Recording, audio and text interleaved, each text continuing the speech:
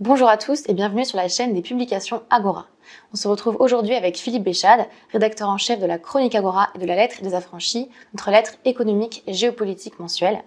Et nous accueillons également Anis Lajnef, ancien trader, blogueur économique et entrepreneur. Donc merci beaucoup de nous avoir rejoints aujourd'hui, on est ravis de pouvoir échanger avec vous. Bonjour Marc-Vincent, bonjour Philippe. Alors aujourd'hui, on va aborder une question qui fait couler beaucoup d'encre en ce moment et qui pourtant reste un phénomène globalement assez incompris par les citoyens. Il s'agit de la corrélation entre la création monétaire et l'inflation qui a atteint les 10% en Europe. Alors pour mieux comprendre le phénomène, on va revenir quelques années en arrière, soit en 2007-2008, lorsque les banques centrales ont tout mis en œuvre pour sauver le système bancaire. Alors Anis, vous avez vécu la crise en tant que trader de l'intérieur. Qu'est-ce qui s'est passé à ce moment-là exactement et qu'est-ce qui a changé ? En 2007-2008, moi je devais avoir 6-7 ans d'expérience. Donc pour être honnête, la création monétaire, c'est la dernière chose qui m'intéressait. Ce qui est important pour un trader et qui n'a pas non plus le poste le plus élevé qui soit. J'étais le responsable de la France sur les produits dérivés, actions. C'était General, qui est un des plus gros desks de trading. Donc ce qui est important, c'est de faire de l'argent, c'est-à-dire faire du PNL avec les clients, avec le flux client, en faisant du market making, de l'arbitrage, en traitant avec d'autres banques, etc. Mais on savait qu'on avait une force de frappe infinie quasiment, en termes de risque et quand je dis infini, avec très peu, on n'atteignait jamais nos limites et on savait qu'il y avait beaucoup d'argent disponible. Mais encore une fois, comme je le dis, moi ce qui m'intéressait, c'est de faire du PNL et d'avoir un bonus et de rendre mes boss contents. Donc c'est après que je me suis intéressé à la création monétaire.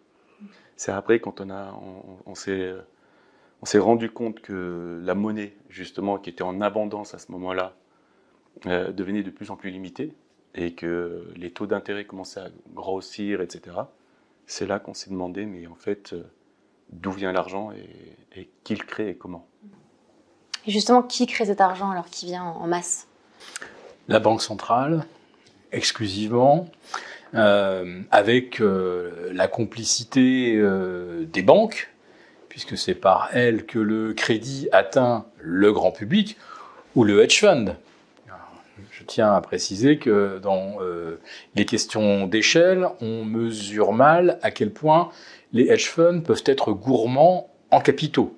Pour tout le monde, la bulle de 2007-2008, c'est la bulle immobilière, c'est du crédit distribué à tout va, à n'importe qui, et y compris aux ninjas, ce qui signifiait no income, no job available, c'est-à-dire qu'on prêtait à des gens qui n'avaient aucune ressource, aucun revenu. Et ce qui comptait, c'était aussi de faire de la commission sur l'octroi de crédit, de la marge pour les banques. En fait, à partir du moment où la ressource permet de faire de l'argent, on ne se préoccupe pas vraiment du pourquoi et du comment cette ressource est disponible. Ce qui compte, c'est de vivre là au jour le jour. Ce qui compte, c'est de pouvoir faire un bel arbitrage entre du cash, du futur, faire un bon carry trade entre le yen et le dollar, et pour le particulier, acquérir la maison de ses rêves. Donc, créer de l'argent, finalement, ça plaisait absolument à tout le monde. Mais tout le monde était heureux.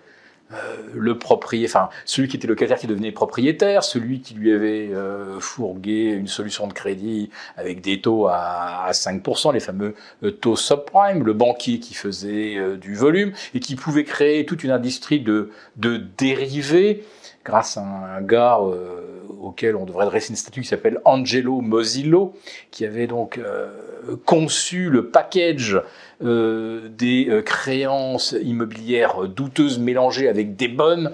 Tout ça fait que le sandwich finalement avait l'air appétissant, tout le monde a croqué dedans. Et la Banque centrale, on se disait, elle sait ce qu'elle fait, c'est elle qui connaît le mieux l'argent, son origine et sa rotation, ce sur quoi on reviendra quand on parlera de l'inflation, parce que on peut créer énormément d'argent s'il n'y a pas de rotation monétaire, il n'y a pas d'inflation. Et en 2007-2008, il y avait de l'inflation, pas au niveau du panier de la ménagère, mais il y avait de l'inflation au niveau de l'immobilier et au niveau des actifs financiers, puisque on pouvait faire gonfler presque indéfiniment la bulle des dérivés. Je vais juste revenir rapidement en fait.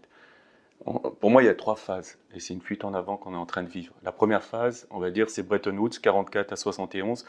Là, on crée de l'argent, mais il y a encore un garde-fou qui est l'or. C'est-à-dire que dans les échanges internationaux, l'or, le dollar, qui est la devise internationale, est backé par l'or, donc est backé par quelque chose de physique, qui est limité.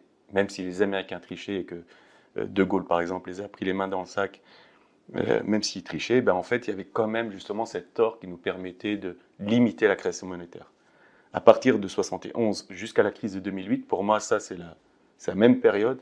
C'est une période où justement, c'est le crédit qui a pris le relais et aussi la spéculation financière. C'est que l'économie s'est hyper financiarisée. C'est à ce moment-là, dès qu'on a arrêté de péguer, c'est-à-dire d'avoir le dollar qui est adossé à l'or, en fait, on a commencé à avoir des fluctuations sur les devises, des fluctuations sur les matières premières, des fluctuations sur les actions, et c'est à partir de ce moment-là que justement mon boulot s'est développé, qui était mon ancien boulot, qui était celui de trader sur dérivés. Et donc on a eu besoin de dérivés, parce que le marché commençait à être volatile dans tous les sens. On avait besoin de gens, justement, qui travaillent dans des banques, dans des market makers, etc., qui viennent et qui proposent justement des couvertures. Mais petit à petit, à partir des années 2000, ça s'est emballé, notamment par l'immobilier. Donc on a commencé à partir de 2000 à créer du crédit commercial, c'est les banques qui créent la monnaie au moment où quelqu'un va et demande un crédit, lors de l'octroi d'un crédit. Moi, par exemple, c'est quelque chose que j'ai appris très très tard. Et pourtant, c'est ça le système français. On demande à un ingénieur comme j'étais de venir et de faire de l'argent. On ne m'a jamais demandé comment on créait de l'argent alors que c'était mon outil principal. Donc je l'ai su une fois que j'ai pris ma retraite. Pourtant, quand je l'ai prise, je suis monté assez haut. J'étais quasiment numéro 3 de la salle, d'une des plus grandes salles de marché de la City. Donc il y a un souci, c'est-à-dire que si des gens qui sont dans mon grade arrivent à ce niveau-là, même si on était sur les equity, sur les actions, on s'en fout un peu de qui crée la monnaie, etc. Je pense que c'est assez grave. Et le pire, parce que les gens peuvent dire que je suis con et que je ne me suis pas renseigné, etc. Je suis revenu sur mes pas pour demander à mes anciens collègues et personne ne savait. Zéro. Et pourquoi on ne le sait pas? Parce que ça ne nous intéresse pas. Chacun, en fait, il vit dans son microcosme. Chacun il doit payer le crédit, moi je n'avais pas, mais il y en a, mes collègues, ils devaient payer le crédit, on leur demande de faire de l'argent, mais ils font de l'argent, ils font ce qu'on leur demande, et en fait, c'est du taylorisme, en fait. Chacun micromanage ce qu'il fait, il ne connaît rien de la vue d'ensemble, mais c'est ce qui fait ce monstre, justement. C'est pour ça que c'est difficile, après, de pointer du doigt qui est responsable, justement, quand il y a des grosses crises comme celle de 2008, c'est juste une folie collective. Et les responsables politiques en sont conscients, les régulateurs en sont conscients, les responsables de banques, c'est eux qui poussent aussi, et donc les responsabilités sont multiples et diluées. Donc voilà, et la troisième phase, c'est celle qu'on a connue donc après la monnaie adossée à l'or, la monnaie crédit, celle du crédit industriel, immobilier, celle pour spéculer, pour un hedge fund, etc. Donc celle qui permet de faire de l'effet de levier. La troisième monnaie, c'est la monnaie centrale. Et ça, c'était vraiment un garde-fou. C'est-à-dire que la monnaie centrale, c'est l'équivalent de l'or. Même si c'est digital, c'est numérique, etc. Le bilan des banques centrales est très, très, très, très stable jusqu'à 2008. Et après, justement, il a explosé. C'est-à-dire que les gens la digue a cassé et ils ont commencé à créer de la monnaie centrale. Donc, en gros, on crée de la monnaie pour acheter une dette, la dette de la Grèce, pour acheter la dette de la France, etc. Donc, on échange des euros centraux, des euros ou des dollars, etc., qui sont créés par la Banque centrale pour acheter un bout de papier qui est une reconnaissance de dette. Et en faisant ça, sans se rendre compte, en fait, c'est de l'alchimie monétaire. On est en train de remplacer, échanger de l'or contre du plomb. Voilà. Et quand on a les taux négatifs, pour que les gens comprennent, c'est pire que ça. C'est comme si quelqu'un, au Moyen-Âge, échangeait de l'or contre du plomb et il donnait plus d'or que ce qu'il donne comme plomb. C'est que la dette de la Grèce, par exemple, est arrivée en territoire négatif, c'est-à-dire que la promesse de la Grèce de rembourser ses dettes avait des taux négatifs, c'est-à-dire que la BCE donnait moins d'euros que ce qu'elle recevait comme reconnaissance de dette dans son bilan de la part de la Grèce. Et là, on marche sur la tête. Et c'est là où, justement, on aurait dû tirer le signal d'alarme, en fait. Et qui paie le prix donc, de l'argent gratuit? Alors, les banques centrales, si on écoute Alan Greenspan, l'orthodoxie, c'était de considérer d'abord que le taux d'intérêt doit être supérieur au niveau de l'inflation ou d'une péréquation de l'inflation plus la croissance. Alors on va dire quelque chose à peu près entre les deux. Si on a 2,5% d'inflation, 3% de croissance, allez, le taux neutre, il va se situer aux alentours de 2,93 et le taux est toujours un petit peu en avance sur l'inflation. Et Alan Greenspan, qui a été donc le patron emblématique de la Fed, mais qui lui a aussi fait prendre un virage extraordinaire, ce que Anis vient de décrire, justement, parce qu'on s'est mis à créer de l'argent à partir de rien. Alan Greenspan s'était fait connaître en écrivant des ouvrages où il vantait les vertus de l'or, qui n'est la dette de personne, qui permet de stabiliser un système. Et c'est lui qui l'a en fait complètement perverti. À l'encontre de ses propres principes, il disait on ne devrait jamais imprimer un dollar de plus que la richesse que l'on espère à terme lorsque ce dollar sera remboursé. Et là, on s'est mis à créer, pour justement alimenter l'industrie des marchés dérivés, on s'est mis à créer des masses d'argent qui ne correspondent à aucune richesse future. Ou alors la seule richesse, c'est celle, effectivement, pour ceux qui ont des parts dans cette machinerie et qui espèrent justement qu'on va produire de l'argent avec de l'argent. Mais on ne peut pas appeler ça une richesse. Elle est effectivement cantonnée dans un système, et ce système de monnaie banque centrale, il est quasi étanche, c'est-à-dire que l'argent ne ruisselle pas, il n'y a pas de fuite. Ça tombe dans cette espèce de grande bassine de sorcières, et chacun remue la cuillère, et puis la fumée, on espère que ça va être quelque chose de merveilleux, d'enivrant, et voilà, c'est de la pure spéculation. Donc comme ça ne ruisselle pas, cet argent banque centrale, il n'y a pas de risque que ça débouche sur une augmentation du taux de circulation monétaire. Parce que quand vous mettez de l'argent dans la vraie économie, tout le monde a besoin d'argent, pour n'importe quel motif. Là, par exemple, aujourd'hui, à l'échelon global, les économies ont besoin de beaucoup d'argent pour la transition et la décarbonation. Donc on réfléchit en milliers de milliards de dollars. Donc l'économie a besoin d'argent, celui qui est mal logé voudrait pouvoir acheter, celui qui a déjà acheté trouve que c'est trop petit, il n'a pas une pièce pour mettre son billard, donc il voudrait la taille au-dessus, et puis tout le monde a toujours besoin d'argent. Voilà. Et notre économie, elle est par nature frustrante. L'argent magique des banques centrales permet justement de lever cette frustration. C'est que pour certains, cet argent devient abondant de façon quasi magique, sans effort et sans même la nécessité de justifier de produire une richesse future. Ça, c'est l'argent banque centrale. Et l'argent de l'économie réelle, lui continue d'exister, il reste rare, ceux qui n'en ont pas sont frustrés, et donc dès qu'on leur en donne, ils vont en avoir usage et le faire circuler. Et c'est l'augmentation de la vitesse de circulation, une demande qui s'amplifie par rapport à une offre qui ne suit pas forcément. Je parle par exemple des matériaux de construction. On voit que d'un seul coup, le bois de charpente, le cuivre, l'aluminium, tout a explosé, faute de disponibilité. Donc là, la loi du marché s'est appliquée, et généralement, c'est ce qui se produit lorsque on met du vrai argent dans la vraie économie. Le problème qui s'est passé, c'est que au bout d'une dizaine d'années d'argent magique, ceux qui détenaient cet argent magique sont finis par se dire oui, il est quand même un petit peu trop magique cet argent, ça serait peut-être pas mal si on en convertissait même un tout petit peu dans des choses vraies. Voilà, donc un peu d'immobilier, un petit peu de matières premières. Et ce simple petit transfert de la sphère virtuelle de l'argent magique banque centrale vers la sphère réelle a suffi à provoquer l'inflation.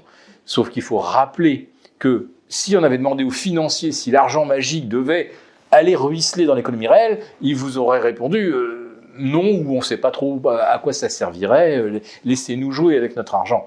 Non, sauf que là, avec le Covid, la mise à l'arrêt des économies, on a eu besoin de quoi qu'il en coûte pour éviter à l'économie de mourir. Donc on a pris la décision politique de donner un peu d'argent magique au bon peuple. Voilà. L'effet, il a été quasi immédiat. Il n'a pas fallu longtemps entre les chèques fédéraux versés aux États-Unis à partir d'avril 2020. En avril 2021, l'inflation, elle était partie. Parce qu'on a pris la décision de donner de l'argent magique à la population. Mais quand on nous dit que l'argent magique qui reste dans la sphère virtuelle n'est pas inflationniste, je ne sais pas comment on appelle une multiplication par 6 ou par 7 de la valeur du Nasdaq, par 6 du S&P 500, etc. Il y a une hyper-inflation quelque part, elle existe, mais c'est vrai que le commun des mortels, comme il ne détient, quand on prend l'ensemble de la population américaine, 1% des Américains détient probablement plus de 60% de l'actif obligataire, actions, etc. Donc le peuple, quand on lui parle de la hausse de la bourse, quelque part, ça ne correspond qu'à un enrichissement très, très marginal. Voilà.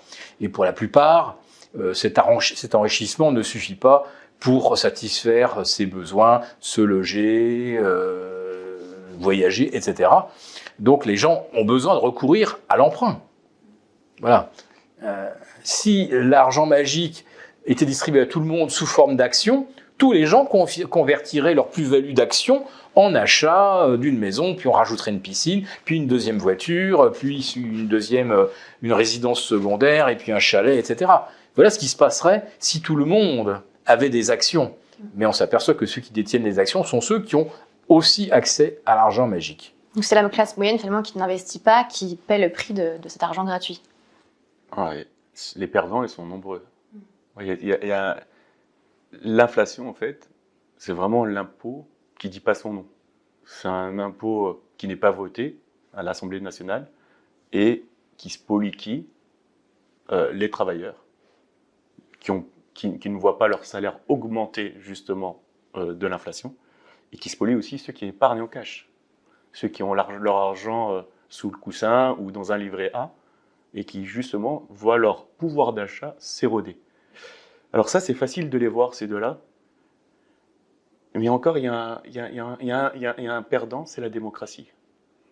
Alors ça, c'est un peu plus compliqué. Et pour l'expliquer, je vais essayer d'expliquer les trois phases qu'il y a eu depuis 2008. Donc tout à l'heure, on avait dit qu'il y avait trois phases depuis Bretton Woods. Là, hop, j'aime bien compartimenter. Voilà. Donc la première phase, je vais dire, c'est le trou noir. C'est-à-dire que les marchés avaient tellement spéculé sur les subprimes, les produits dérivés, sur tout en fait. Les bilans des banques étaient tellement faibles qu'à chaque fois qu'on créait de l'argent, c'était comme un trou noir. Et à chaque fois, c'est magique. On crée de l'argent, on assainit le bilan des banques, et quand on voit le panier de la ménagère, parce que nous on regarde que le panier de la ménagère, le panier de la ménagère, le prix du panier de la ménagère n'augmente pas. Et ça, par exemple, pour la BCE, c'est un peu moins vrai pour la Fed, c'est son unique mandat. C'est-à-dire, la BCE a deux mandats, c'est la stabilité financière, quoi qu'il en coûte, premièrement, et deuxièmement, c'est la stabilité du panier de la ménagère. Pourquoi ? Parce que si la ménagère est énervée, tout s'écroule. Donc on a besoin justement de faire en sorte que le coût de la vie pour elle augmente tout doucement, et pas plus de 2%. Ça, c'est le premier point. La deuxième phase qu'il y a eu, alors cette première phase, je dirais que c'est la phase, on va dire, 2008-2013, avec la crise de la dette souveraine, etc., quand on est venu et qu'on a mis de l'argent et qu'on a essayé de stabiliser justement juste tout ce marché de la dette.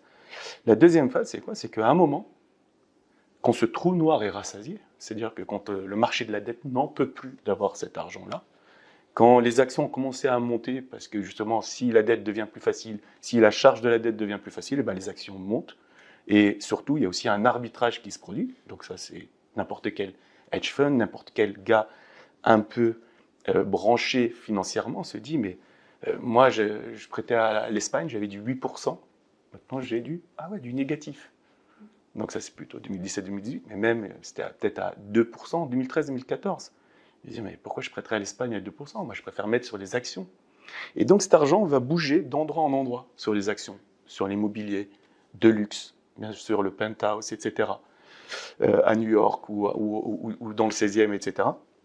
Et donc, il va bouger, petit à petit, il devient de plus en plus en abondance, et il va aller vers des actifs un peu plus exotiques. Parce qu'une fois que le marché de la dette est monté au ciel et les taux sont allés en négatif, une fois que le marché du S&P, par exemple, a fait x8, une fois que l'immobilier est monté au ciel aussi, ben les gens, il faut qu'ils investissent dans quelque chose. Et donc, on va vers les cryptos, vers le marché de l'art, etc. Et donc, ça, c'est la troisième phase.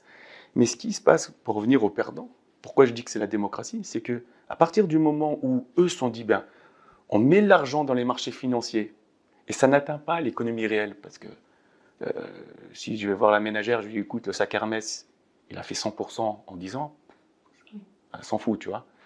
Si je vais voir un gars qui habite en banlieue et je lui dis, tu sais que le penthouse, il a pris 50% en 10 ans, il s'en fout aussi.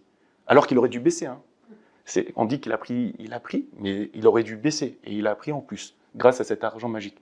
Ouais, il s'en fout un peu. Par contre, si je lui explique que tous ces gens sont de plus en plus riches et qu'ils peuvent acheter des médias et qu'ils peuvent, avec leur argent, financer des mouvements politiques ou des mouvements associatifs, et que petit à petit, ce sont eux qui fabriquent l'opinion et qui fabriquent Macron, qui fabriquent Biden, qui fabriquent tous ces présidents qu'on a et qui sont au service de l'oligarchie, eh ben ça, c'est un peu plus difficile à comprendre que justement, toute cette monnaie magique créée s'est transformée justement, elle a muté d'un pouvoir financier vers un pouvoir politique.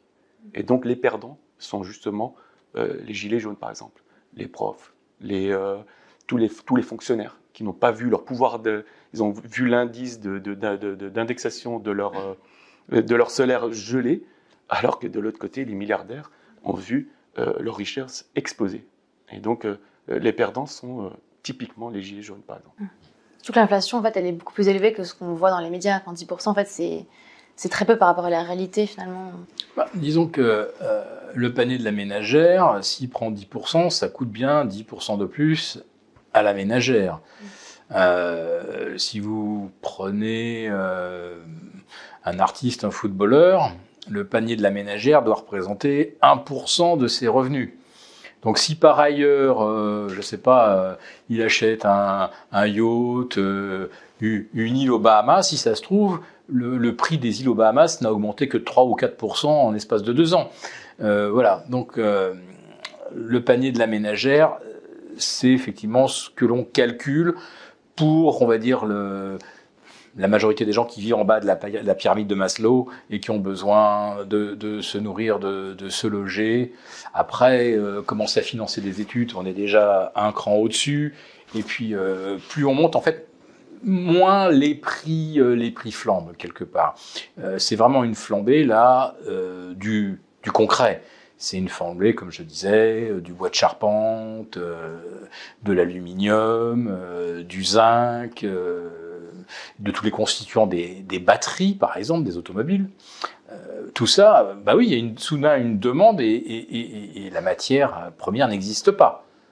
Donc là, actuellement, je sais pas, enfin, on va très très vite s'apercevoir que si on veut vraiment aller au bout de la transition énergétique décarbonée, là, on va créer une inflation, mais qui va être quelque chose, en comparaison de quoi? Ce qu'on a connu, si vous voulez, entre le printemps 2021 et le mois de mars 2022, ça sera une plaisanterie. Et en plus de ça, ce serait une inflation qui s'installerait dans le temps. Je pense que cette histoire est un message politique. Et ce message politique ne passerait pas s'il n'y avait pas une sorte de clergé médiatique pour nous expliquer que c'est comme ça, c'est pas autrement. Comme on nous a expliqué avec l'argent depuis 2008-2009 qu'il n'y avait pas d'autre alternative. Donc on nous a expliqué qu'il fallait recréer de l'argent, etc. et qu'il n'y avait pas d'alternative. Et que d'ailleurs, vous voyez cet argent, contrairement à ce qu'on a enseigné à nos étudiants jusqu'en 5e année, vous voyez bien qu'en fait, la création monétaire telle qu'elle est pratiquée ne crée pas d'inflation. Donc vous voyez, en plus de ça, notre corpus idéologique, on voit que dans la réalité, c'est nous qui avons raison. Nous imprimons de l'argent et vous voyez, comme moi, enfin, vous voyez qu'il n'y a pas d'inflation. C'était la fameuse TMM, la théorie monétaire moderne. En fait, on a créé une théorie qui expliquait le réel. On n'a pas déduit le réel d'une théorie. Là, on a adapté la théorie à quelque chose qui fonctionnait dans le réel et qui était complètement dysfonctionnel. Parce que créer de l'argent à partir de rien et ne le remettre qu'à une catégorie ultra minoritaire d'agents économiques, vous voyez bien qu'il y a quelque chose qui ne va pas. La monnaie, elle est faite pour tous. Hein, son étymologie, elle est grecque, c'est numisma, ça veut dire c'est la norme, c'est quelque chose qui va pour tout le monde. Donc quand vous créez une double monnaie, une monnaie pour certains acteurs et une monnaie pour l'ensemble de la population, vous voyez déjà qu'il y a un truc qui ne va plus. Si la monnaie devient duale, c'est plus une vraie monnaie, où laquelle est la bonne, laquelle est la vraie, laquelle est la fausse. Donc tout ce qui a été fait depuis 2007-2008, on a tenté de le justifier et on a réussi à le faire que parce qu'il y avait un clergé médiatique qui a convaincu les gens que ça fonctionnait très bien comme ça, que ça ne pouvait pas fonctionner autrement, que cette création monétaire n'était pas une fraude. Non, les banques centrales font tout à fait leur métier. D'ailleurs, on leur doit de ne pas avoir vu l'économie se désintégrer en 2008. Alors que ce sont bien les banques centrales qui ont créé l'argent, qui a créé la bulle, qui a éclaté en 2008. Donc on a redonné les manettes aux pompiers pyromanes. S'il n'y avait pas eu un clergé médiatique, les gens se seraient vite aperçus que c'était non seulement une fraude, mais c'était une escroquerie. Parce que pour le citoyen lambda, lui, il ne voyait pas arriver d'argent autre qu'au travers d'un crédit qui lui coûte. Hein, les États, eux, pouvaient s'endetter en négatif. Des grands groupes financiers pouvaient également émettre en négatif. LVMH a financé le rachat de Tiffany. C'est même la Banque Centrale Européenne qui a acheté les émissions de LVMH. Enfin, c'est quand même... c'est lunaire quand on y pense. Par contre, le citoyen lambda, alors lui, pour se chauffer et tout, lui, il fallait qu'il emprunte de l'argent. Enfin, donc... je le dis, cet argent banque centrale est non seulement une fraude, mais en plus de ça, une escroquerie. Et cette escroquerie, elle aurait pu être éventée, dénoncée, mais les médias n'ont invité que des gens qui venaient nous expliquer que le système ne pouvait pas fonctionner autrement et que c'était très bien comme ça.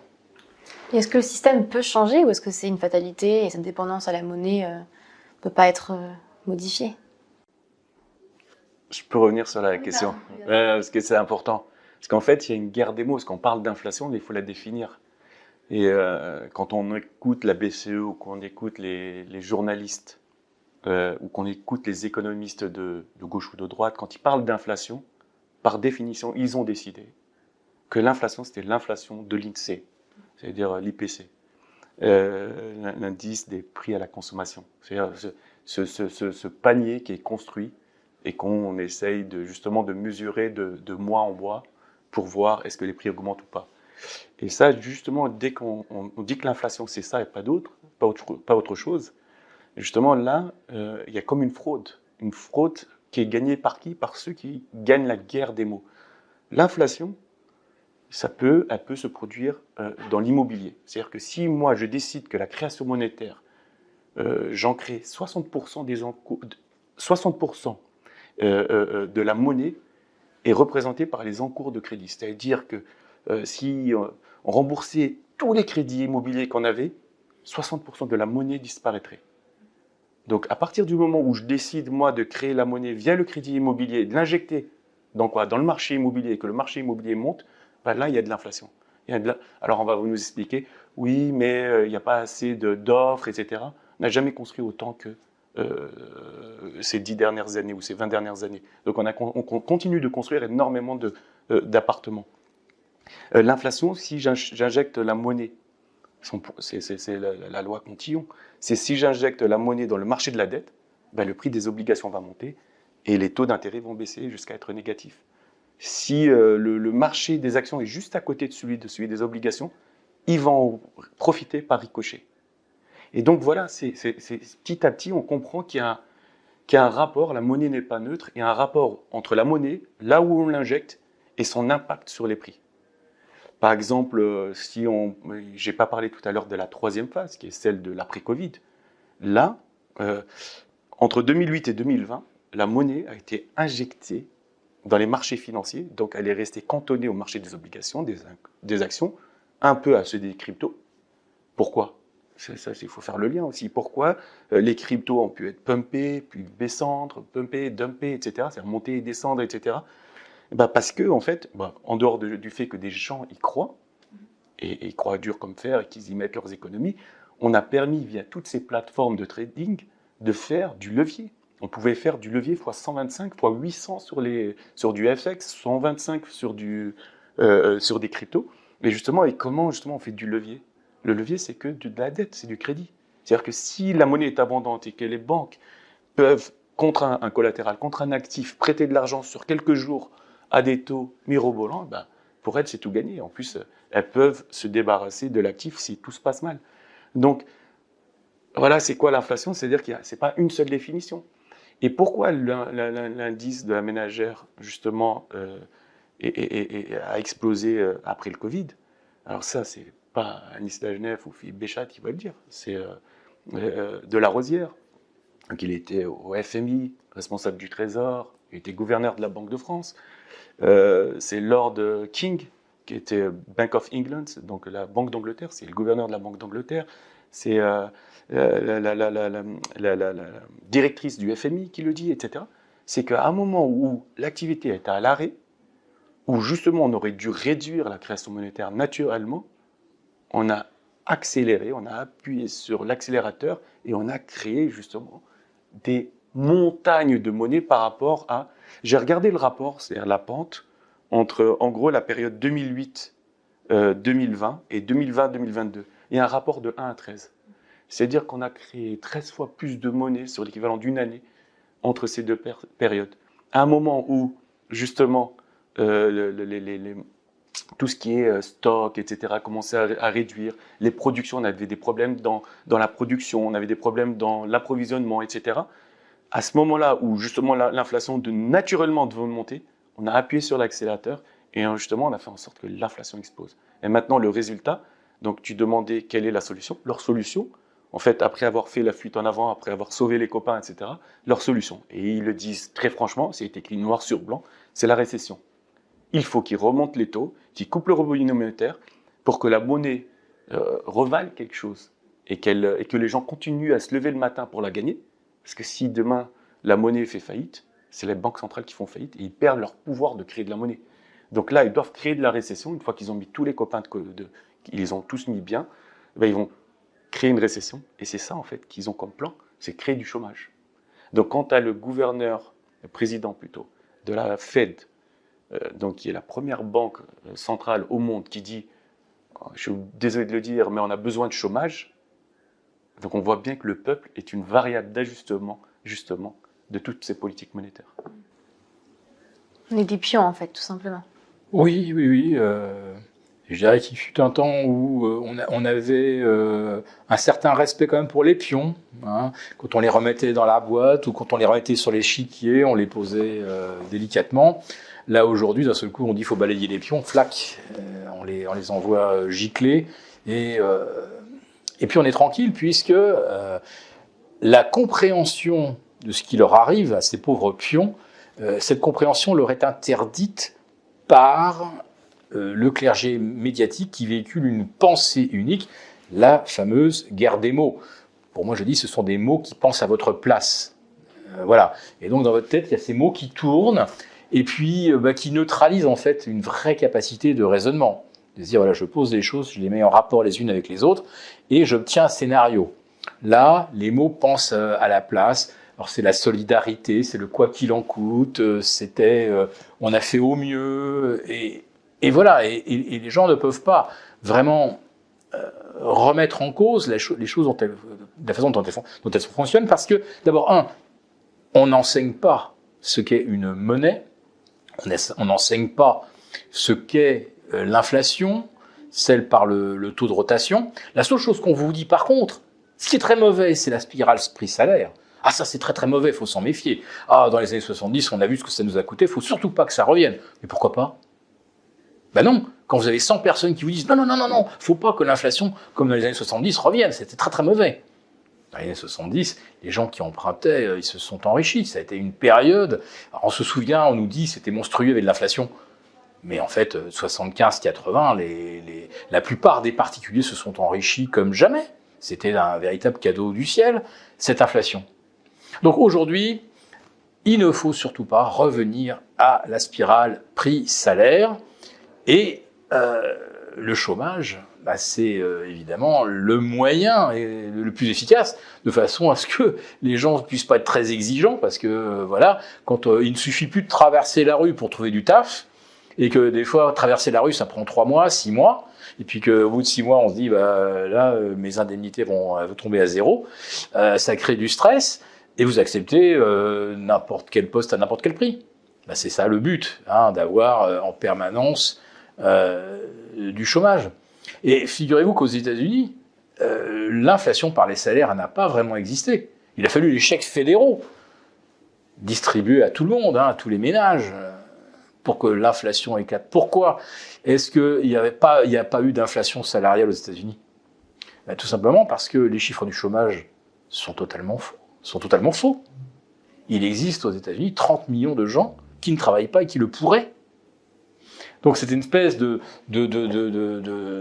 grosse réserve de travailleurs, de salariés potentiels, qui fait que, à la limite, si les salaires commencent à progresser, très très vite, ceux qui se disaient c'est plus la peine d'aller bosser ou je me contente des quelques allocations que je reçois, beaucoup de monde pourrait retourner au travail aux États-Unis. En France, les chiffres de l'inflation, enfin les chiffres du chômage sont totalement faux aussi.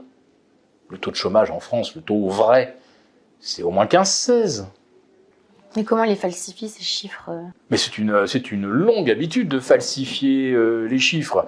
On crée des catégories, puis des sous-catégories, et puis on en met des millions dans des stages parking, on en met des centaines de milliers en formation, en alternance, d'autres à qui on distribue un RSA, donc on ne les considère plus comme chômeurs. Puis après ça, on durcit ou on tripatouille les critères qui permettent de mettre une étiquette chômage. Ah, si vous avez travaillé 3 heures dans la semaine, ah bah ça y est, vous n'êtes plus chômeur, etc., etc.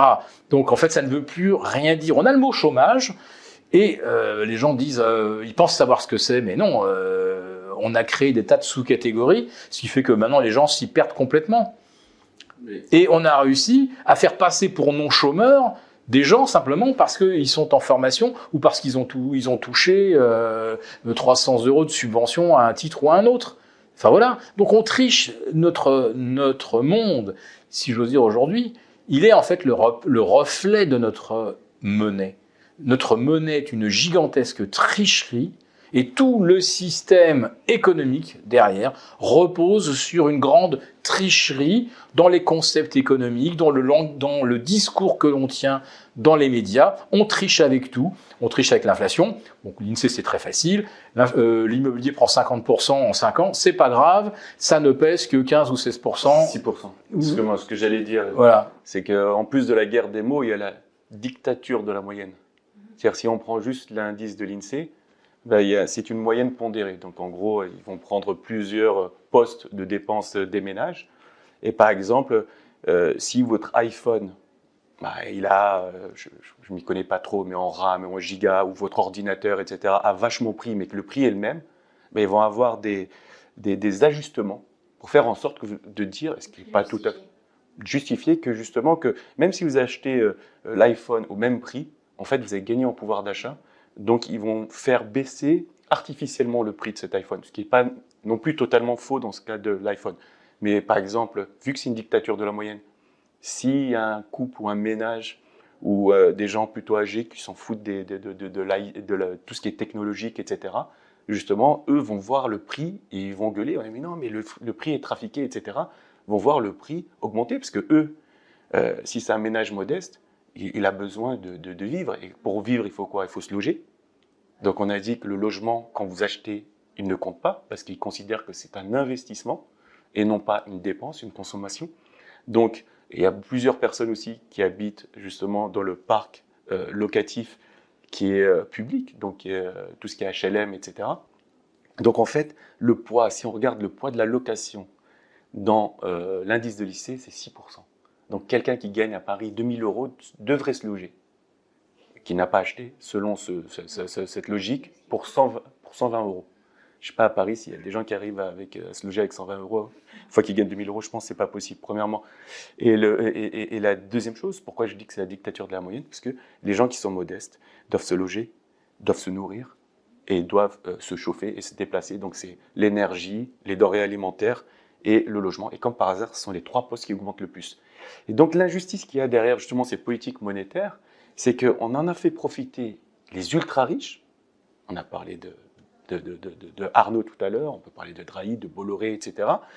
Même la frange un peu inférieure, c'est-à-dire ceux qu'on voit chez BFM TV qui sont payés à 30 000 € le mois ou à 9 000 €, eux profitent un peu de ce système. Donc ils auront du mal justement à cracher dans la soupe. Donc eux vont défendre ce système. Pareil pour les économistes de salon qui sont invités constamment, auront du mal justement, surtout les économistes de salon de gauche. Parce qu'en fait, il y a quelque chose de pernicieux. C'est-à-dire que cette création monétaire, c'est une création monétaire qui est socialisée. Et donc, c'est du keynésianisme, mais pour riches. Mais en fait, c'est très intelligent. C'est qu'en même temps, on laisse l'État grailler. Pour parler vulgairement, on laisse manger à la niche comme ça. On lui donne un peu, t'inquiète pas, on va te financer, mais laisse-nous nous profiter sur les marchés financiers. Laisse-nous nous faire du levier comme un malade sur Tiffany ou sur de l'immobilier ou sur un immeuble dans le 16e, etc. Mais par contre, tiens, on te donne de quoi dépenser, et derrière, dépenser, et ça a un coût. Quand les taux remontent comme maintenant, la charge de la dette, entre la remontée des taux et plus le scandale des OATI, c'est-à-dire les obligations qui sont indexées à l'inflation, ben la charge de la dette va être de 60 milliards d'euros. C'est quasiment le coût de l'éducation, la dépense pour l'éducation nationale. Et donc c'est ça en fait le scandale. C'est que on a aidé les riches avec cet argent magique, on a aidé l'État dépensier. Cet argent s'est retrouvé à partir de 2020 dans les marchés, dans la vie normale, avec les PGE, avec les subventions, les salaires payés, les sauvetages de toutes les multinationales comme Air France, Renault, etc. Ça a fait exploser les prix. Et derrière, qui doit payer? Le peuple, le travailleur, celui qui a mis de côté durement et qui ne veut pas justement participer à cette mascarade, à s'endetter sur 30 ans. Moi, je reçois des dizaines, je ne peux pas y répondre. Et c'est ceux qui me font le plus mal, des dizaines et des dizaines de messages de gens qui me disent « Moi, je n'ai pas voulu rentrer dans ce Ponzi qui est celui de l'immobilier, et maintenant j'ai 50, 60, 70 000 €, et qu'est-ce que je fais avec? Est-ce que vous pouvez me dire où est-ce que je pourrais l'investir ?» Et c'est ceux-là qui font mal en fait. Parce que justement, c'est des gens à qui on a ponctionné de l'argent par cette inflation qui a profité aux ultra-riches. Et ça, c'est un scandale. On est à une période un petit peu complexe. Je pense qu'on est vraiment à la croisée des chemins. Je ne suis pas certain que les banques centrales puissent garder leur crédibilité intacte avec ce qui se passe depuis un an. Quand l'inflation est arrivée, ils l'ont nié. Nos banquiers centraux qui voient tout et qui comprennent tout. Ils nous ont sorti, c'est transitoire. Ça ne l'est pas. On a fait le choix politique d'un changement pour sauver la planète, mais qui est fortement et durablement inflationniste.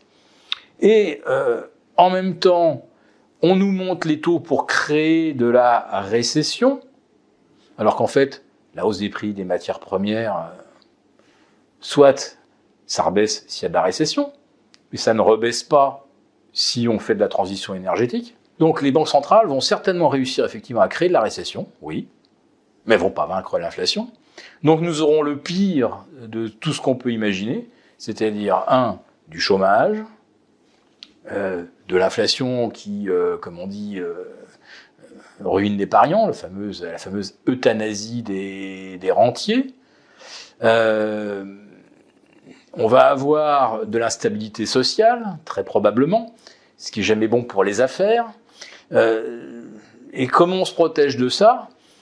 Je dirais que moi, si je pouvais avoir accès à un stock de, je sais pas, de cobalt ou de nickel, sous une forme ou sous une autre, je pense que je m'y intéresserais.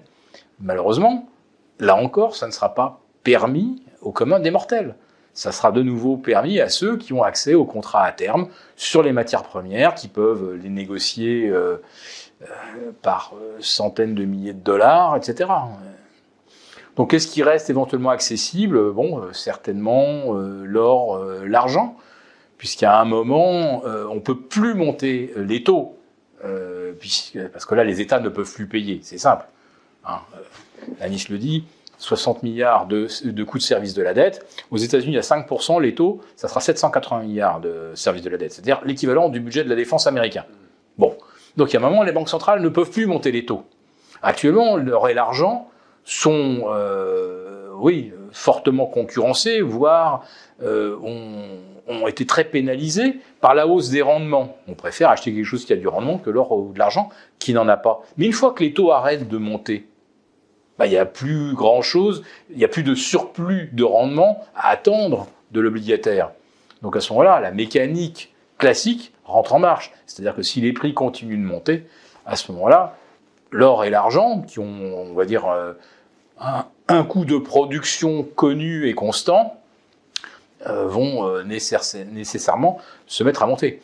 D'ailleurs, si c'était complètement insensé, absurde, un comportement d'un autre âge d'acheter de l'or et de l'argent, surtout de l'or, pourquoi est-ce que les banques centrales en auraient acheté 400 tonnes le dernier trimestre 2022 ? 400 tonnes. C'est l'équivalent de ce qu'on sort du sol tous les ans. Voilà. Donc, si les banques centrales se mettent à acheter de l'or, j'aimerais savoir d'abord lesquelles le font. Et je me suis laissé dire que les 400 tonnes, c'était ce qui est déclaré. Et je pense que ce n'est pas tout ce qui a été accumulé par certaines banques centrales. Et je ne pense pas qu'on parle de la Banque centrale d'Angleterre ou de la Banque de France. Je pense que là, on se réfère à des banques plutôt asiatiques. Donc ces gens-là, ils ont peut-être un plan, et eux, ils ont peut-être une vraie réflexion sur la monnaie. Et je pense que derrière, il y a une vraie critique aussi de l'hégémonie du dollar. Voilà. Donc le dollar, les États-Unis, pour l'instant, sont encore capables de le défendre. Mais on a vu entre le 10 et le 13 novembre, le dollar perdre quasiment 5%, ce qui est un mouvement d'une violence incroyable. Et le yen, je crois qu'il a pris près de 8%. Donc c'est des mouvements, on parle en dizaines de milliers de milliards de dollars de valeurs qui d'un seul coup a basculé. Le dollar ça a basculé, le yen ça a basculé. Les gens se rendent même pas compte que c'est le PIB de la France, par exemple, qui a été effacé de la valeur du dollar et qui est revenu sur la valeur de l'euro. Enfin voilà, pour donner à peu près les échelles. Vous voyez ce qui se passe. Bon, quand on est face à des monnaies trop abondantes et qui deviennent trop volatiles, la seule sécurité, à mon avis, elle existe dans des produits qui sont en quantité limitée, connue, dont le prix de création est connu aussi. Sortir de l'or du sol et en faire un lingot, on sait ce que ça coûte exactement à quelques dollars près. Voilà. Donc là, on a une vraie référence. Et je pense qu'il y a un moment où la perte de repère est telle, on ne peut pas rester en dehors des matières premières. D'accord. Donc aujourd'hui, qu'est-ce qu'elles peuvent faire les banques centrales pour contrer ces phénomènes en fait ? En fait, depuis 2008, les banques centrales sont dans un dilemme, dans ce que moi j'appelle une fuite en avant. Et donc cette fuite en avant, comme l'a expliqué Philippe au départ de la discussion, c'est justement de se dire il y a quelque chose de magique. On crée de l'argent, on résout les problèmes sur le moment, et on repousse tout à plus tard. En fait, c'est comme si on mettait tout sous le tapis. Et donc, pour des gens qui ont une vision à 3, 4, 5 ans, c'est magnifique. Parce que eux ont leur mandat politique ou leur mandat monétaire. Ils ne veulent pas que ça explose, que la patate chaude explose quand eux sont aux affaires. Mais ils sont contents justement d'avoir ce recours à l'argent magique, facile, et justement à repousser les problèmes au plus tard. Mais ça a un coût. C'est que les problèmes, quand on les repousse, augmentent. En 2008, on avait un tout petit problème, quasiment, comparé à aujourd'hui. C'était un problème de liquidité. Aujourd'hui, on a un problème de tout, en fait. Il y a une bulle obligataire, il y a une bulle des cryptos, il y a une bulle des marchés actions, il y a une montagne de dettes. C'est-à-dire que quand on compare souvent les années 70 à aujourd'hui, si on rapporte à la richesse créée, notre dette est deux fois plus importante. Donc la moindre hausse des taux, justement, on est parti de très très bas, va nous coûter très très cher, comme je l'expliquais tout à l'heure. Donc les banques sont face soit au mur, soit elles se prennent le mur, ou soit elles prennent le ravin. Et c'est quoi le mur? C'est de rien faire, comme elles le faisaient, de continuer à printer jusqu'à ce qu'il y ait de l'inflation et que l'argent ne vale plus rien, plus personne ne fasse confiance à l'euro, au dollar, etc. Et tout le monde va fuirait justement ces monnaies fiat, ces monnaies de dette. Le ravin, c'est quoi? C'est ce qu'ils sont en train de prendre aujourd'hui comme décision, c'est de dire on va remonter les taux, on va couper tout, on veut garder notre arme, notre outil, qui est celui de... Et c'est pas grave. S'il y a on a atteint le point où on allait perdre justement notre pouvoir de création monétaire. Et bien dans ce cas-là, on va prendre le ravin. C'est quoi le ravin? C'est le chômage et la récession. Le risque de un peu tout ça, c'est justement qu'il y ait la grogne sociale, qu'il y ait des gens qui commencent à sortir dans la rue. Et qu'à un moment, justement, ce pouvoir-là risque d'être perdu pour toujours face à la grogne sociale. Donc la voie de garage, et c'est marrant, j'avais écrit moi en 2016, quand j'ai réfléchi à tout ça, je restais 3 mois, jour et nuit à réfléchir, mais quelle serait la solution? Et donc j'ai sorti une solution que deux copains ont lu peut-être en 2016, et on dit, c'est totalement utopique ce que tu racontes. Et on est en train d'y aller, mais c'est marrant, tout doucement. Et c'est quoi cette solution? C'est que face justement à l'implosion de cette monnaie dette, qui est ce que moi j'appelais à l'époque, sans connaître n'importe quelle des théories, ce que j'appelais une réinitialisation. C'est qu'à un moment, on a une création monétaire qui est exponentielle.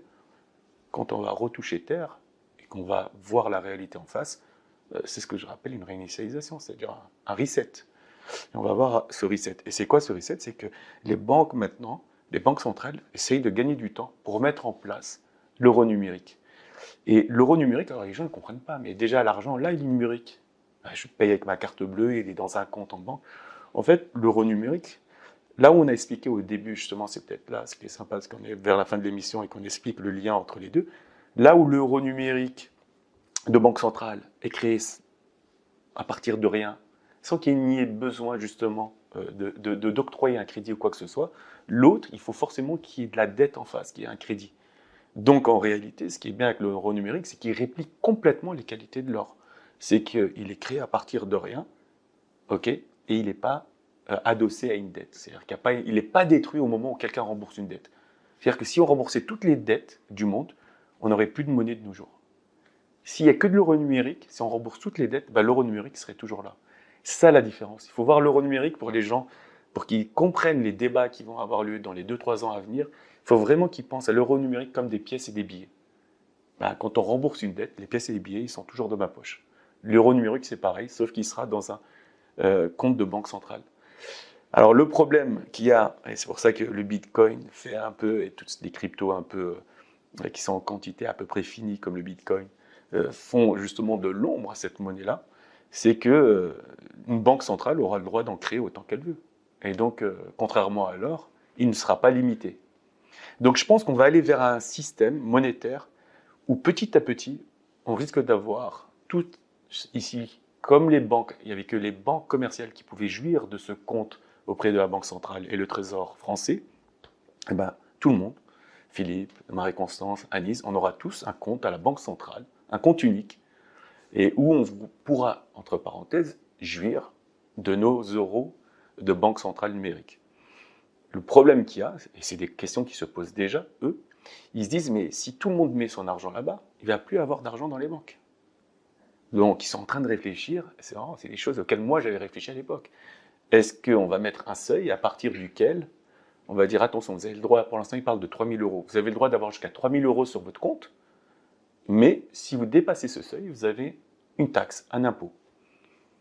D'ailleurs, où est-ce qu'il y a le fruit de cet impôt? Où est-ce qu'il va aller? Est-ce qu'il va revenir à l'État ou pas? On n'en sait rien. Et pourquoi ils font ça? Parce qu'ils ne veulent pas que l'argent soit thésaurisé. Ils veulent qu'il retourne dans le circuit économique. Donc, on risque de vivre justement avec un système avec 3 monnaies. La monnaie dette, qui sera émise par la Société Générale, la BNP, mais les gens seront conscients que c'est une monnaie dette et que si la BNP ou la Société Générale fait faillite, eh ben, ils perdent leur argent. Il n'y aura plus le chantage au too big to fail. Il y aura la monnaie centrale, j'ai le droit de l'avoir, mais si je dépasse un seuil, ben, je thésaurise, donc je vais avoir une taxe, donc j'ai intérêt à la sortir. Il y a une monnaie, et celle-là, elle risque de...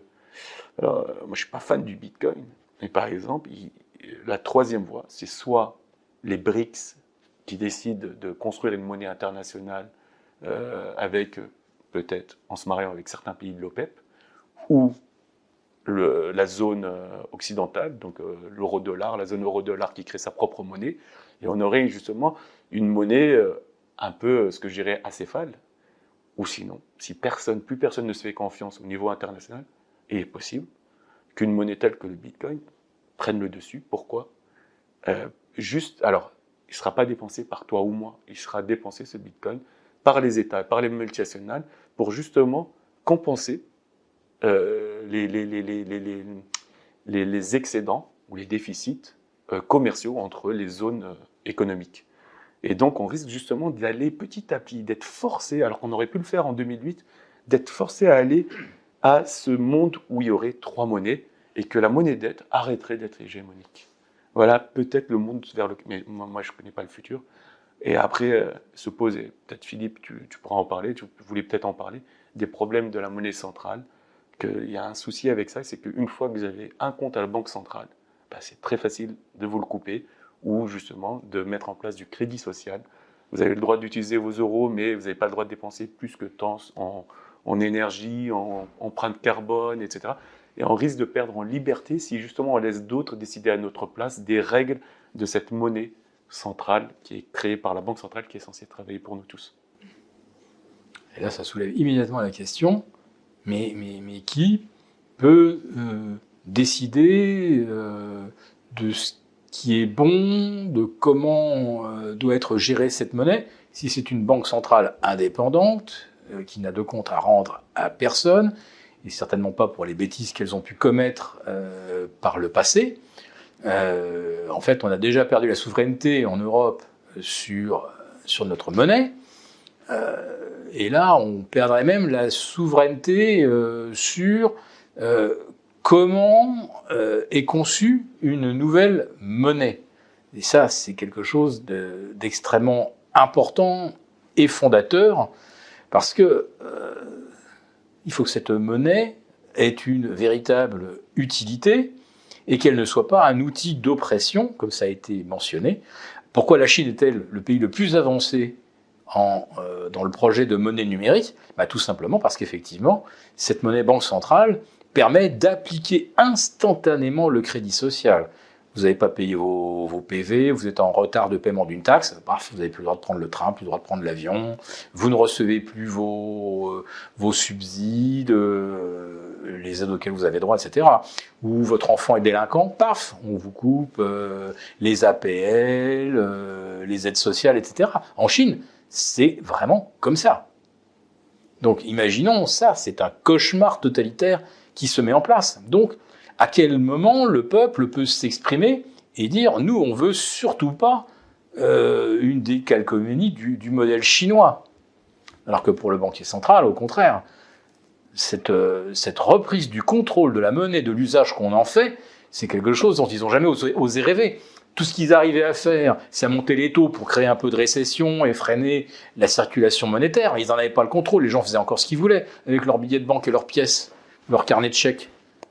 Et là, d'un seul coup, la Banque centrale contrôle ça. Le problème de l'inflation est vaincu. On interdit aux gens d'acheter telle ou telle chose parce qu'elle est en train de trop augmenter. Et voilà, on peut vraiment gérer la situation. Est-ce qu'on peut sortir du système ou pas du tout? Il y a un moment où la question se pose de se dire est-ce qu'il ne faut pas être effectivement hors système? De quelle façon on peut être hors système? Alors, il y a la façon traditionnelle, c'est-à-dire être dans le troc, être dans les échanges de proximité, on s'échange des services, moi je viens peindre et toi tu me refais mon carrelage et le voisin me refait l'électricité et l'autre me fait la charpente. Ça c'est des choses que l'humanité pratique depuis des millénaires.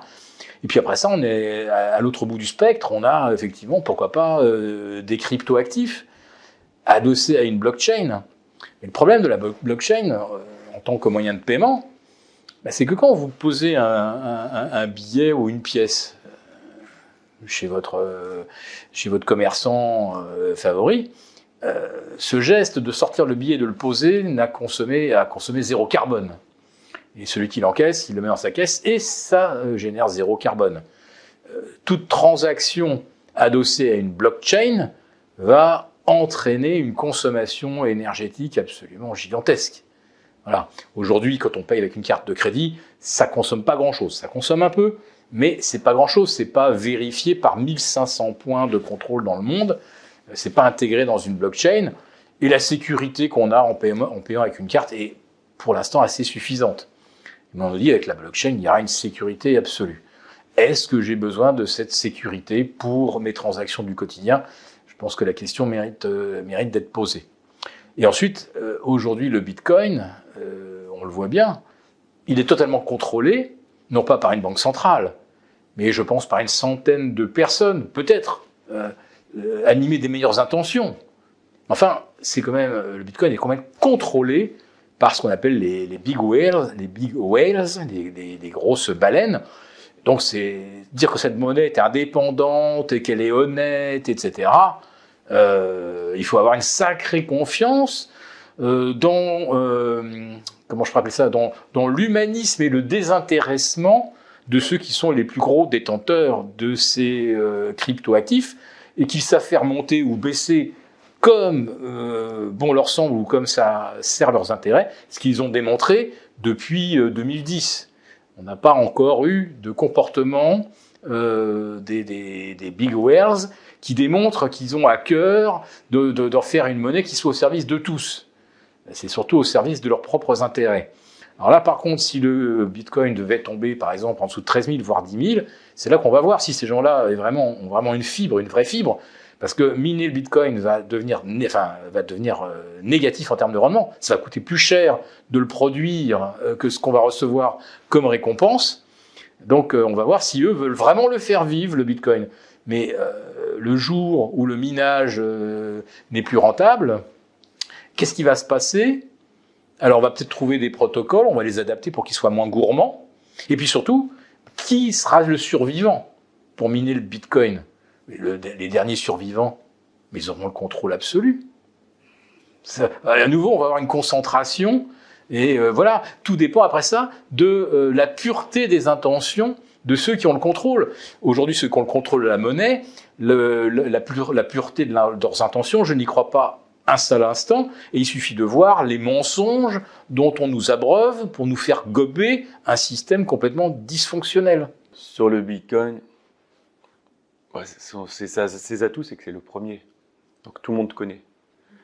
Et justement, son deuxième atout, c'est le réseau. Et moi, je suis vraiment pas un fan du Bitcoin, mais par exemple, sur l'énergie, c'est assez bien foutu le machin.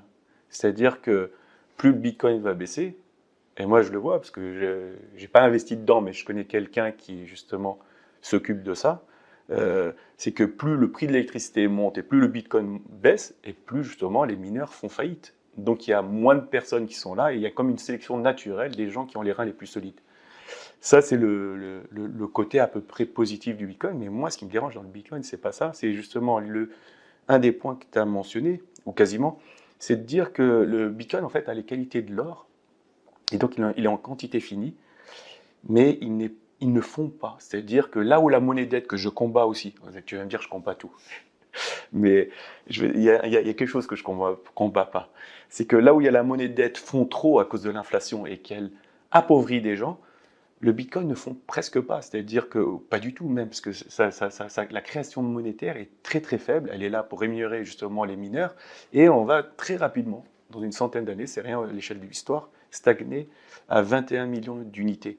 Et donc, ce qui se passe, c'est que c'est une monnaie qui est facilement, comme l'or, thésaurisable. Donc, très, très, très rapidement, on va arriver à ce qui s'est passé dans l'histoire, une concentration des richesses très, très rapidement sur, justement, quelques puissants, que ce soit des États, des multinationales. Par exemple, on ne sait pas qui est ce Satoshi Nakamoto-là. Est-ce que c'est un État? Est-ce que c'est la CIA? Est-ce que c'est des anciens du Mossad? Est-ce que c'est un geek qui est quelque part et qui a décidé d'avoir, et tellement le gars sympathique, il a décidé de se prendre 1 million d'unités. Et plus il en a miné énormément au départ, parce que pour lancer le machin, donc peut-être que là il en a entre 1 et 2 millions, le gars déjà il a entre 5 et 10% des unités disponibles. Je rappelle que les États-Unis, quand ils ont pris le pouvoir sur le monde, quand ils ont imposé Bretton Woods, eh ben, ils n'avaient que 20 000 tonnes sur 180 000 tonnes créées depuis la nuit des temps. Donc ça fait rien, ça fait 11-12%. Donc ce gars-là, il y est presque, quoi. Ce gars, ou cette institution, ou ce groupe de gens, ou je ne sais pas ce que c'est, parce que personne ne sait. Donc c'est ça un peu le point négatif du Bitcoin. Et l'autre point négatif, justement, du Bitcoin, c'est que une fois que les gens, justement, vont accumuler cet argent, ben, ce qu'ils vont faire, c'est qu'ils vont réimposer un Bretton Woods 2.0, c'est-à-dire qu'ils vont arriver, ils vont dire, bon, pour les raisons que tu as évoquées, il va falloir créer une couche, et que le Bitcoin va servir, justement, comme je l'expliquais tout à l'heure, qu'à faire servir les États, justement. Déjà, ça résout le problème énergétique, etc. Donc, toi et moi, on ne l'utilisera pas, ce sera les États entre eux, comme l'or. Et nous, on va utiliser justement toutes des cryptos décentralisées ou centralisées qui utilisent justement de la blockchain qui sera justement plus light d'un point de vue énergétique. Et justement, ces monnaies seraient adossées justement au Bitcoin qui serait la référence. Ben là, si on fait ça, on retourne dans Bretton Woods 2.0, on retourne avec des gens qui vont être hégémoniques et qui peuvent justement, comme l'a fait les États-Unis, à un moment sur la couche inférieure, tricher et créer de la monnaie et justement appauvrir les gens et créer des guerres, etc. Comme ça s'est passé avec les États-Unis dans la deuxième partie du XXe siècle jusqu'à aujourd'hui. Donc c'est un peu un cycle sans fin quand même. Ouais, mais alors la solution, c'est pour ça que je dis je combats tout. Moi, ce que je combats pas, c'est une monnaie citoyenne, justement, celle dont on a parlé un peu tout à l'heure, émise par une banque centrale qui, je crois que c'est Charles Gave qui a dit ça, tu écris le protocole et tu la jettes dans l'Atlantique. Je n'irai pas jusqu'à là, parce qu'il va falloir qu'on s'adapte. Par exemple, quand il y a eu le Covid, qu'on aille, qu'on vote, c'est la question politique du 21e siècle. Il faut que les gens se réveillent. Moi, on dit oui, mais tu es utopique, ils ont le pouvoir, ils ne le lâcheraient pas. Les gars, vous êtes 120 000 à me suivre. Il y en a 119 000, je ne sais pas combien, qui disent que c'est impossible et qu'on n'y arrivera pas. C'est tous des losers, en fait, tous ceux qui me suivent. Et je le dis très franchement. Moi, je pense qu'il y aurait 120 000 à Nice. On irait, quoi. On serait là, on irait à la castagne et on y croit. C'est que c'est notre droit. Mais comme tout le monde est loser, moi, je le vois parce que j'étais au lycée Charlemagne à Paris, je fais maths sup, maths spé, j'étais en grande école d'ingénieur.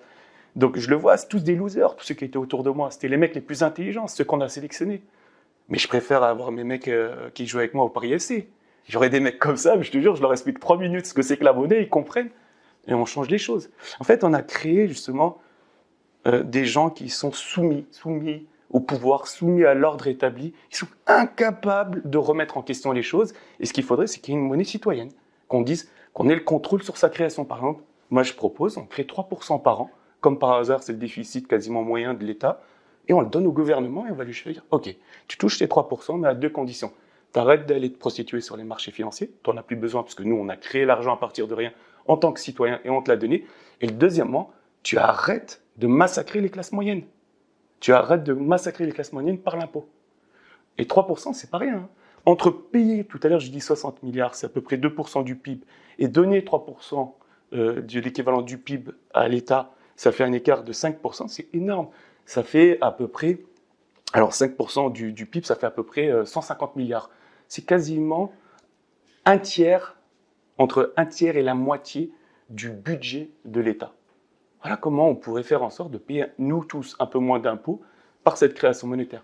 Le problème qu'il y a, c'est que si cet argent est créé, etc., il faut qu'il circule. Parce que si on dit aux banques, vous n'en créez pas, je sais qu'il y a aussi une autre catégorie de gens qui vont se dire « Ah, mais cet argent, il est créé en petite quantité. Si je l'accumule dans mon compte d'unité centrale, de banque centrale, pardon, je ne ferai jamais faillite, etc. » Et c'est là qu'il faut introduire, justement. Moi, je l'ai passé de façon gentille et saine. Ce n'était pas pour contrôler les gens. Ce n'était pas pour aider les banques. C'est de me dire, au-delà d'un seuil, un certain coussin de sécurité, eh ben, fais circuler ton argent dans l'économie réelle.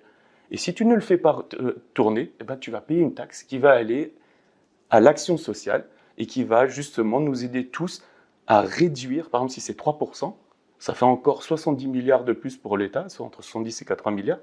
Et donc, on se retrouve quasiment à plus payer d'impôts. C'est-à-dire que l'argent est censé circuler de lui-même et ceux qui ne l'investissent pas sont pénalisés. Et s'ils ne veulent pas payer leur impôt, ben, investis.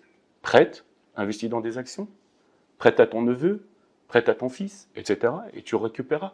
Investis dans ce que tu veux. Quoi. Achète même rénove, achète un appart, rénove-le, etc. Et fais tourner ton argent. Voilà, c'est ça un peu l'idée. C'est un peu... ça a l'air compliqué, mais c'est très très simple. Et c'est juste un protocole qui serait voté citoyennement tous les 5 ans. Je préfère voter ça que voter pour un président qui ne sert à rien, tu vois. Vous voteriez, Philippe, pour cette loi? Enfin, ce système bancaire, enfin, ce système monétaire, en fait. Alors, le problème, c'est que dans la mesure où on crée une monnaie qui a pour but et même unique objet de circuler et de ne pas être thésaurisée, c'est que dans les circonstances actuelles, ça alimente la spirale inflationniste. Parce que la monnaie de nos jours, elle est créée de façon infinie. Mais là, non. Il faut se mettre dans le référentiel. C'est-à-dire que là, on est dans une monnaie qui est finie, comme le Bitcoin. En fait, le Bitcoin est déflationniste. C'est-à-dire que si on laisse... On copie le protocole monétaire du Bitcoin et on le donne à tout le monde. Le problème, c'est que comme je ne suis pas pénalisé quand je stocke mon argent, si je garde mes Bitcoins et que, je parle d'un protocole qui serait comme le Bitcoin, hein, c'est-à-dire en monnaie finie, pas de croissance, etc., eh ben, en fait, je vais gagner en pouvoir d'achat. On va aller vers ce que j'appelle moi l'hiver économique, c'est-à-dire que plus rien ne bouge. Donc lui, il est comme ça. La monnaie dette, c'est le contraire. L'inflation, on crée de la monnaie jusqu'à l'infini avec une croissance infinie. Et ce qu'il faudrait justement, c'est créer quelque chose à laquelle quasiment personne n'avait pensé, à part nos anciens. Pour aller voir juste l'avant-dernier, c'est Gézel qui avait pensé justement à cette monnaie qui soit fondante pour pousser les gens justement à faire tourner leur monnaie. Et ben, c'est cette pénalisation-là de la thésaurisation, c'est-à-dire thésauriser, c'est emmagasiner comme Picsou, comme ça. Pénaliser au-delà d'un certain seuil, ben c'est ce qui va faire en sorte que cette monnaie pourrait circuler. Mais bon, les Picsou pourraient mal le voir, cette loi-là. Donc, moi, j'ai dit, quand j'ai étudié en fait la monnaie, j'ai écrit un article qui s'appelle L'antidote au chaos, où je parle de boules de suif. Et en fait, quand on regarde bien la monnaie et l'économie, moi, j'arrive quasiment à l'expliquer avec les caractères humains. Et qu'à la fin, le monde dans lequel on vit aujourd'hui, c'est une association entre le cupide et l'avare. En gros, le cupide a dit à l'avare, prête-moi ton argent que tu gardes comme un con dans ton coffre, je vais le faire tourner et je vais en profiter, je t'en ferai profiter aussi. Donc c'est cette double alliance qui fait qu'on est dans ce système actuel et que moi je penserais qu'il faudrait un peu laisser la place pour justement ceux qui sont altruistes, c'est-à-dire ceux qui veulent se battre pour le bien commun, mais pas avec des idéaux à la con, juste avec justement des vrais idéaux, chercher justement le système monétaire qui serait le plus juste possible entre je ne pénalise pas trop le thésauriseur, je fais circuler la monnaie et qu'on n'arrive pas justement ni à une surchauffe monétaire ni à un hiver monétaire. Alors si on imaginait que le Bitcoin puisse remplir ce rôle de monnaie de confiance, il y a quand même un écueil, c'est que lorsqu'on est passé du franc ou du mark ou de la lire à l'euro, ça n'a rien coûté à personne. On s'est retrouvé avec des billets de 50 d'une monnaie, on est retrouvé avec des billets de 50 de l'autre. Ces billets n'avaient pas coûté plus cher à produire et je pense que le contribuable, en épluchant bien les comptes européens, aurait peut-être pu voir à combien était revenue l'impression des billets à l'imprimerie nationale, mais ça n'a coûté rien. Voilà. Imaginez que le Bitcoin demain doive être comme au... c'est le Salvador qui a adopté le Bitcoin, et puis il y a un autre pays d'Afrique, je pense, qui est en train d'y réfléchir. Je ne sais pas si c'est le Tchad ou un autre. Vous faites rentrer vos citoyens sur cette monnaie à 50 000, ce qui était le cas du Salvador, quand ça en vaut 16 000, je pense que les gens masquent un peu. Donc, il faut que cette nouvelle monnaie soit directement accessible et sans coût. Alors, on ne peut pas se permettre de faire la fortune, finalement, des quelques baleines qui détiennent 80% des unités, alors qu'ils sont une petite centaine. Voilà. Ce serait le club, d'un seul coup, le plus riche du monde. Juste pour qu'on soit clair, cette nouvelle monnaie, c'est celle qu'on a actuellement. C'est juste l'euro, sauf que sa manière, son protocole changerait. Au lieu que ça soit créé par de la dette, c'est créé par la Banque centrale.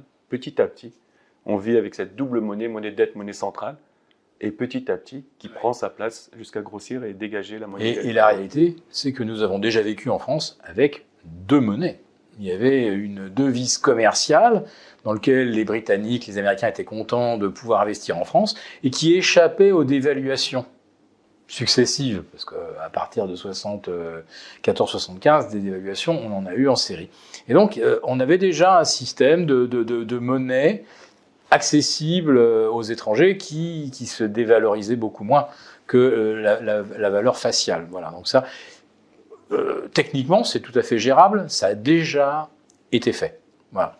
Alors, la monnaie fondante, la question s'est posée dans le cadre de la création d'un revenu universel. Donc, comment verser de l'argent et qui ne soit pas inflationniste et qui ne serve pas justement à alimenter toutes les dérives. Et donc, la solution, c'était la monnaie fondante, c'est-à-dire qu'elle s'auto-détruit. Donc, s'auto-détruisant, elle n'est pas inflationniste. Mais le principal écueil de ce projet de revenu universel, et la monnaie banque centrale permettrait justement de le délivrer et d'en contrôler l'usage. C'est-à-dire que la monnaie banque centrale étant une monnaie blockchain, on peut décider que sur un compte de 100 unités, vous en avez 20 pour le loyer, 20 pour la nourriture, 20 pour le carburant, et voilà. Ça se contrôle très très bien. Et voilà, j'ai dit le mot qu'il fallait pas. C'est le contrôle. C'est-à-dire qu'il ne faut pas que la monnaie devienne un outil de contrôle. C'est le peuple qui doit contrôler la monnaie, et pas l'inverse. Et là, ce qu'on voit avec ces banques centrales qui créent de la monnaie, en fait, ils nous contrôlent complètement. Puisqu'ils décident de qui peut avoir accès à de la monnaie ou non, et qui doit faire appel à du crédit pour en obtenir, ou qui, au contraire, se le voit offrir même à taux négatif. Donc voilà, c'est le maître mot, faut que ce soit le peuple qui contrôle la monnaie, et pas l'inverse. Merci beaucoup pour toutes ces réponses, c'est très intéressant. Est-ce que vous voulez conclure, Anis, sur cette idée-là? Alors, peut-être plus généralement, en fait, je pense que les temps vers lesquels on va aller seront un peu durs, je pense, là, avec cette remontée des taux et la récession qu'on attend, etc. Donc, je pense qu'il risque d'y avoir un peu de troubles sociaux, troubles financiers. Donc, et là, alors, on est en plein mois de novembre avec cette histoire de la plateforme de SBF, de Sam Bankman-Fried, ou Fried, je ne sais pas comment on dit, donc Sam Bankman-Fried qui justement a ruiné des gens avec sa plateforme FTX. Et donc, ce que je dirais aux gens, c'est de faire attention. Faire attention dans les plateformes dans lesquelles vous allez investir, et qu'à la fin, la finance, c'est qu'une histoire de rendement et de confiance. Donc, réfléchissez dans quel produit vous voulez investir, et que si vous voulez combattre, essayez d'avoir votre point de vue sur l'inflation. Est-ce que vous pensez qu'il va y avoir de l'inflation ou de la déflation plutôt? Est-ce que les banques centrales vont pouvoir tenir leur politique et faire en sorte que les taux remontent et qu'ils coupent le robinet monétaire? Parce que dans ce cas-là, l'immobilier va baisser, les actions vont baisser, les obligations vont baisser. Donc là, ça devient facile un peu de racheter un peu tout. Ou est-ce que vous pensez qu'elle va faire ce qu'on appelle le pivot? C'est-à-dire que la Banque centrale va dire non, on ne peut pas, il y a trop de pression sociale, il y a trop de pression politique. On repart pour 5 ans peut-être, jusqu'à ce que la monnaie ne vale plus rien et on continue à printer, à sauver tout ce beau monde. Dans ce cas-là, il faut acheter de l'immobilier, il faut acheter des actions. Donc c'est un peu, on est dans une période de schizophrénie. Et ce qu'il faut savoir lire avant toute chose, c'est pas un bilan ou quoi que ce soit, c'est lire ce que disent les banquiers centraux et ce qu'ils risquent de faire. Donc, et justement sauver l'épargne qu'on peut avoir ou investir au bon endroit, justement. Merci beaucoup à tous les deux. Vous avez justement mis à disposition un rapport gratuit pour nos lecteurs où vous détaillez les dessous du système monétaire, les étapes à suivre pour s'en protéger. Alors j'invite ceux qui nous regardent à le télécharger en cliquant sur le lien en description de la vidéo. Donc merci infiniment à tous les deux encore pour cet échange, c'était vraiment très intéressant et j'espère à très bientôt. Merci Marie-Constance. Merci Marie-Constance.